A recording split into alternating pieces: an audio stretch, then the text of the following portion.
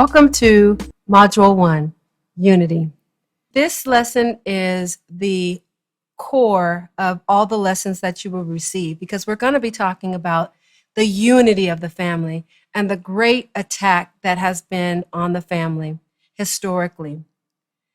The family unit is the oldest institution on earth. Yes, it is. It's even older than our government.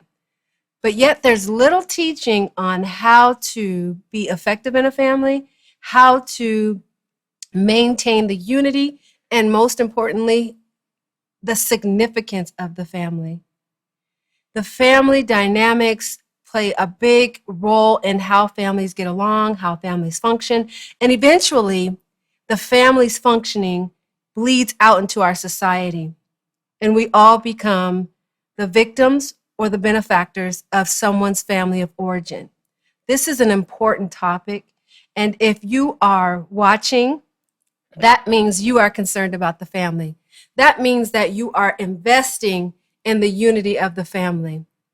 That means that you are going to leave here equipped and able to reduce the risk in families, risk management, and also to increase your ability to navigate through conflict. So here we go. Let's jump right in. Our learning objectives for our unity is assess the factors that cause division. Then we're going to understand the roles in the family. We're going to identify tools to build unity. And then we're going to explore biblical teachings about unity. So when you leave here, you're going to have some practical skills and some understanding of the family unit. Whether you are a pastor, whether you are a family member, or whether you're a coach, these skills will be applicable and you'll be able to share them with the people that you have influence with. We're going to use a vignette because I wanted us to hear some family issues, and we're going to work from vignettes. And I'm also going to give you some applicable information, like I stated.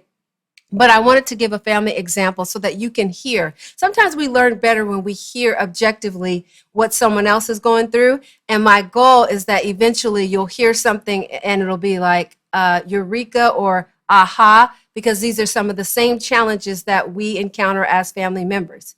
We are all dealing with something in our families, and I hope that you will have a universal understanding that you're not alone in this fight against this war, against everything that comes against the family, and to create unity. So let's think. Let's talk about it.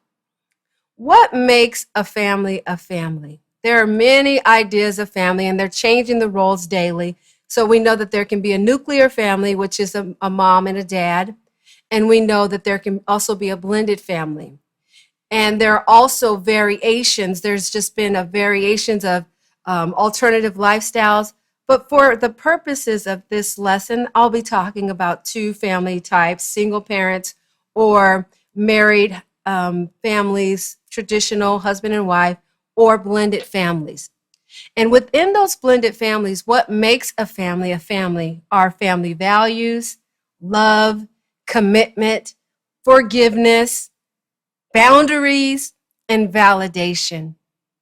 Every family needs to establish a value system.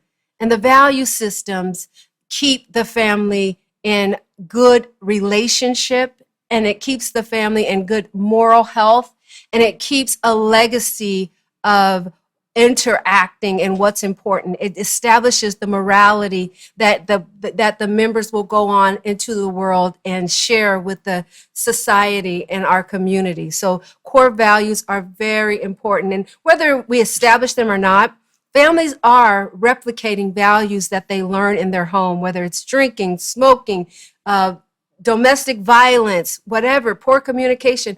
All of these moral lessons are being taught. So it's important that you sit down and establish core values. It's also important that each family has love, because what love does, it gives us permission to be human. It gives us the patience that we need. It gives us the kindness that we need. It gives us the sacrifice so that we can become a unit. It gives us what we need to consider one another.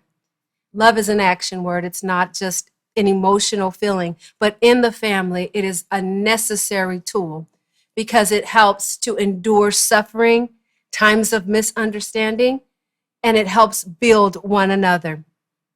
Commitment. Commitment is so important because sometimes you're not going to feel like being a family member. Sometimes people want to give up. Sometimes it's difficult because people are not perfect. We make mistakes. We don't get it right the first time. And we are developing. We are evolving. We are coming to be our best person. And the goal is that we are with people who give us permission to grow and become our best selves. So commitment is very important. Forgiveness. Forgiveness. Again, the forgiveness piece is all about the fact that no one's perfect and we don't want to live in moral superiority where we don't understand that people are developing and that people are growing and learning, and we all grow at different rates. It's almost like in school, people matriculate differently, people get different grades, and for whatever reason, everyone is working at their own capacity. And with that in mind, it's going to take forgiveness because you will disappoint someone. I will disappoint someone. Someone will make a mistake. Someone will veer off and create some dysfunction or some maladaptive act in your family that causes you to really have to look at the forgiveness component. You cannot be a family member if you're not willing to look at the forgiveness component. You would literally have to go to Mars and live alone or be by yourself, and then you would still have to forgive yourself if you were in the mountains. So it is impossible to have a unit and to have a cohesive family without forgiveness. And then there's boundaries. Boundaries are love lines. They create information to help us to respect where I begin and where you begin. Boundaries are property lines. They help us to appreciate that we're all unique and we're all different, and we come together as a family and we decide to share our love with one another. That's the beauty of boundaries. And then there's validation. Validation in psychology, it means that you respect, you can see, you can hear, and you can understand someone without agreeing with them. It just allows the other person to be considered and to be recognized as an individual with different thoughts, different feelings, different emotions, and just their individuality. So when families don't have validation, people feel invisible, disrespected, and that causes a breakdown. So those are 6 core elements of a family unit. We had values, we had love, we had commitment, forgiveness, boundaries, and validation, right? And so we know that the family is a sensitive topic. The unity of a family becomes sensitive because society is suggesting that we replace our family members. And it's because of the pain that is endured sometimes in family. But like I said, once you receive skills that help you to navigate through families, then you're more likely to understand the dynamics and how to function in a family, and you can model it and you can teach people. Our vignette begins with the Brown family. I wanted to have a focal point, and I'm going to read to you a little bit about the Brown family, and we're going to dissect it. The Brown family, Miss Susie and Mr. Bob, are having trouble with their family dynamics. They report the following issues. Family infighting with Susie's family of origin. Susie's parents are divorced, and as a result, they have to plan special events separately with her parents. Her 4 siblings are split between the parents. 2 of the siblings over here, 2 of the siblings over there. Her 2 brothers are closer to her mother, and her sister and Susie are closer to her father. Susie is in the middle, and she does try to mediate and have a relationship with both of her parents, but finds herself in the middle of the family feuding. Susie's paternal grandmother left Susie a home worth $6 million, y'all. This is where the plot thickens. And her siblings believe she should share it with them, and it has caused jealousy and resentment between them. Currently, Susie's husband, Bob, is expressing frustration about the amount of time, effort, and money being contributed to Susie's family of origin. Bob and Susie have 5 children and Susie believes that Bob is too harsh on them. She also doesn't like that Bob questions her spending habits and her time with her family. Bob comes from a Christian home, they're a military family, and he prefers structure and also prefers to spend time with his parents, who happen to be Christians who have been married for 50 years.